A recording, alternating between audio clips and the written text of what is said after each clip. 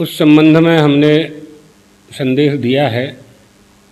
षड्यंत्र पूर्वक गोवध किया जा रहा है, योजना बनाकर के किया जा रहा है।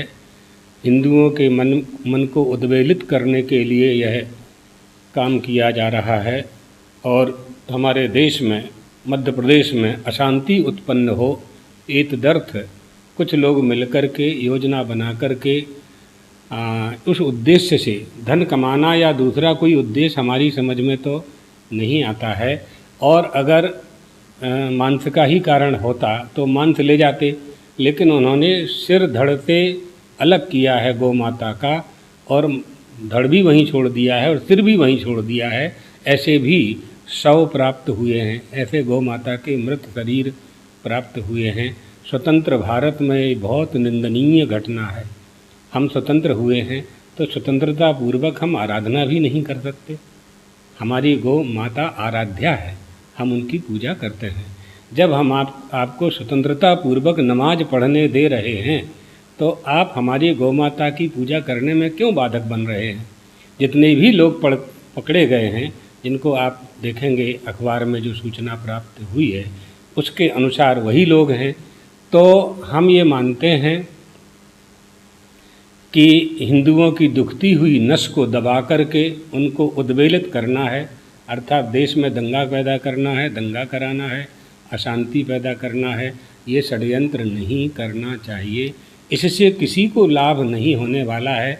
आप लोग भी इसी देश में रहने वाले हो, यहीं आपको रहना है, यहीं आपका जीवन है और यहीं आपकी मृत्यु होनी है।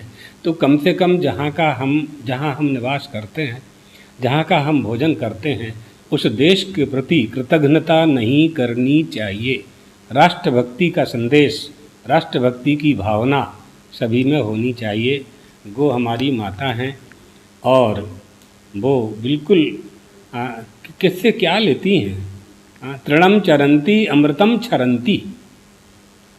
जो वस्तु आपके काम की नहीं होती है वो तृण, भूसा, घास यही सब खा करके अमृत जैसा दूध गौ माता प्रदान करती है। और दूध ना भी दे तो भी वह अवध्य है।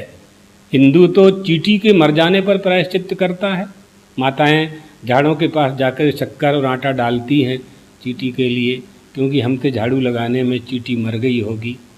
पंचसूना गृहस्थस्य चुल्ली पेषणी उपस्करा, ये हमारा सनातन धर्म है। हम किसी की हत्या, किसी का वध, किसी को कष्ट नहीं पहुंचाना चाहते हैं। हमको कष्ट पहुंचाया जा रहा है, गोवध करके हमको चिढ़ाया जा रहा है। हमने परसों के संदेश में कहा था कि नदी किनारे एक घड़े में जल होता है, तो कौआ आकर के नदी के जल में पानी नहीं पीता, नदी के जल में चोंच नहीं मारता, वो घट के जल को दूषित करता है, घड़े के जल को चोंच मार करके जूठा कर देता है, घट को भ्रष्ट करता है।